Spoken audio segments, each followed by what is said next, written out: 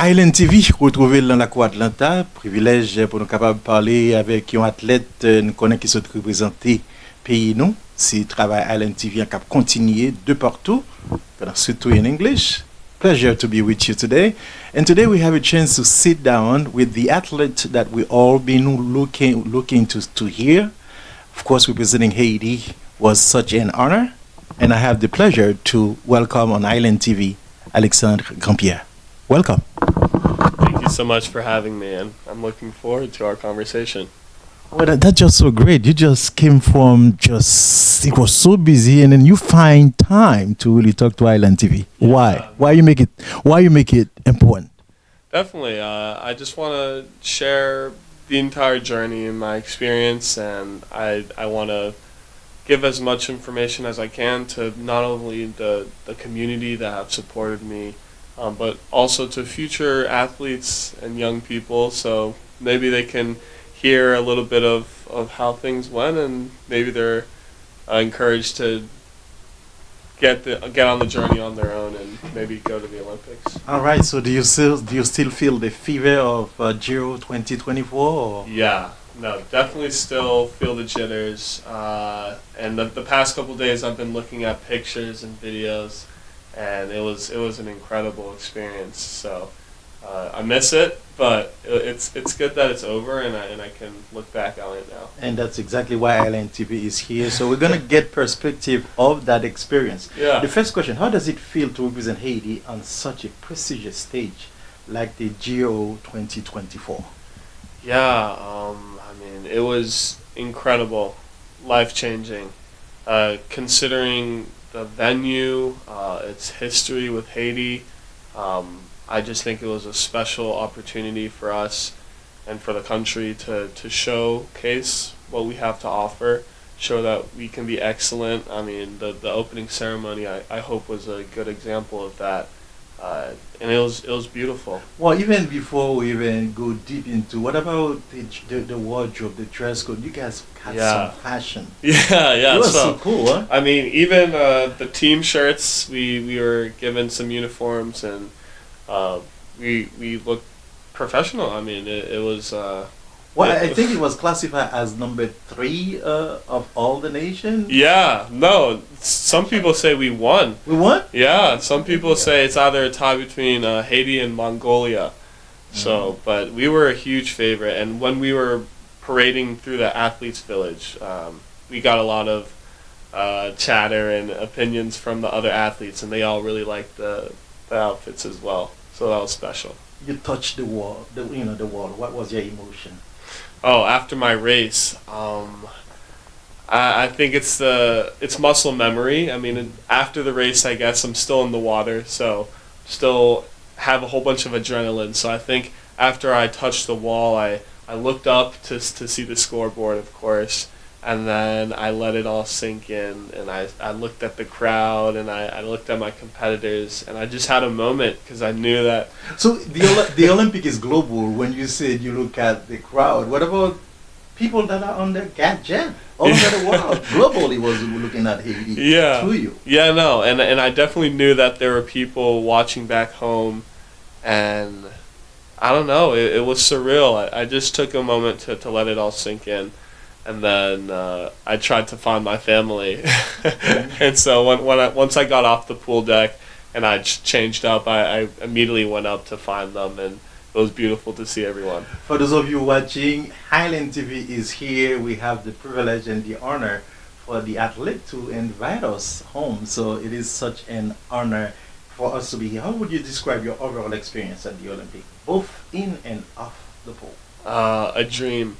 It was my first time in Paris, so that was special, and to be a part of the Olympics and have so many different events and people to see and stories to tell and hear. I mean, it was special, life-changing. Life-changing. Yeah. And of course, I can imagine. Was it overwhelmed or? Yeah, the first couple days were definitely overwhelming. I mean, you had to go through check-in to get accreditation. You had team organizers to speak with, and so I was running around for the first couple days, and then I finally settled in, and I started to enjoy what Paris and the Olympics had to offer. All right, we're gonna switch a little bit to get your feel on the race and performance. Yeah. What was your strategy going on into the 100 meters breaststroke, and how did the race unfold compared to your expectation? Yeah, so I think for that specific race, me and my coaches, including Naomi and my college coach Brad, we tried to maintain as much momentum off the dive, get into a steady rhythm, and increase the speed as the race goes on. And so with that specific race in Paris, I dove off, felt good, and I maintained it as best as I could. Towards the back half, I felt like I might have slowed up or hit a wall, but I persevered and I was competitive. So I was, although all things considered, I was happy with the performance and the So time. meaning that you set the mind and you follow through. At that point, did you think of the coach, his eyes and what was going on? It was just you and Yeah, it's just me in the water. At this point, thinking it takes time away from the race. So whenever I'm racing, it's just muscle memory, and you get up there on the blocks and you just get in the zone, turn off your brain and let your body do what it's trained to do for however many hours it took to get there. So for me, it's been many hours, many years of training that's got me to this point. well, talking about the experience and how you prepared yourself. So where do you think you excel and where do you see room for improvement?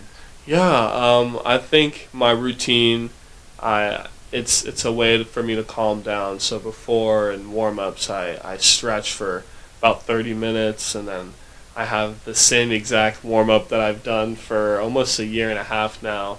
And so that's a way to get me grounded and not to get nervous for the race. And in terms of improvement, I think my coach and I have always been working on my starts, and so definitely working on the fast twitch reaction practices. But otherwise, I mean, I'm just excited to continue to get better. I still have another season at my school in Okay. college, so we'll see. The best is yet to come. Finish fourth in your heat and 28 overall. Is it commendable achievement? How do you feel about your performance and what did you learn from this experience?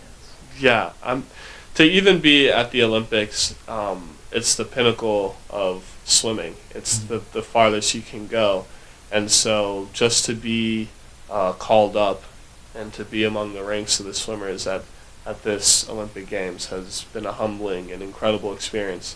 And so my performance, I'm incredibly excited and incredibly happy with it. To be ranked top 30, top 50, I mean, it's.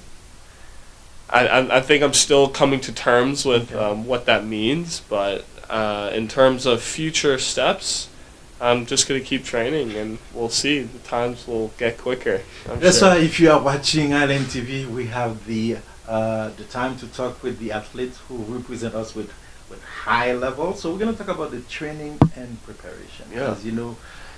Because as an athlete representing Haiti, I know there's some challenges. Right? Yeah. What were some of the challenges you faced during your training leading up to the Olympics? I mean, and being a college student, you're always juggling so much.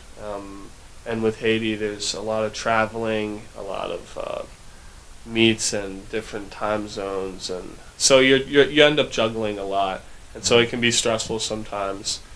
So I think the challenges has been mindfulness, and I think that's why my routine has been very helpful, because no matter what state I am, how tired, or whether I'm fit for the day, I can take some time, do this exercise, and it usually gets me prepared.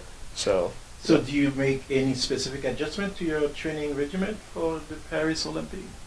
yeah, so I did a lot of weight training. So this past fall, I took some time off and really dedicated my time to full-on training. And so I was doing weightlifting, cross training, swimming, of course, and a lot more dry land, because the stronger you get on land, the stronger you are in the water. So that's the philosophy me and my coaches had to attack, and we followed it through.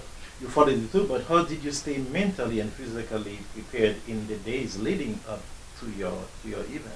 Days leading up, my routine helped, and just speaking with family, talking with friends, people that have been with me since I began back when I was 3 or 4 years old. I mean, lifelong friends. So they were able to talk me through things, and just a lot of reading and. All right, let's talk on the personal insight. What has been the most memorable part of your Olympic journey? I think the most memorable part of my Olympic experience has been meeting all the different athletes from every single different country and hearing their stories. They are truly empowering. Just learning more about the Haitian athletes that were part of this year's delegation. It's just empowering to hear people of similar national heritage, regional heritage, and our all shared experience as humans. I mean, it's cool to see the challenges so many athletes overcome and the goals that they have set, and you realize how similar you are across all sports and age ranges. So that's a very special experience. How has competing on the world stage influenced your perspective on your swimming career? Yeah, I think performing on a world stage has reminded me that I'm part of a national swim team, and it's bigger than me. And so swimming has allowed me to participate on this platform, and I just focus on making sure I use my platform and my image as positively as I can to help shine a light for Haiti and to encourage younger athletes to follow up and set goals and achieve them. And that will bring the end of our question. What message would you like to share with young Haitian athletes who look up to you as a role model? Don't stop. Yeah, don't stop. Don't let anything stop you. Every single day is a decision whether you're going to get better. So think of it like that, and the Olympics is the days leading up to it. Performing in Paris was the trophy, but the real work was the years of dedication that it took to get there. So don't stop, and don't let anyone tell you no. And viewers on Island TV is so proud of you, and I think you have a whole new family now in Miami. We wish you all of the best of luck. Perfect. Thank you so much for having me. Thank you. Yeah.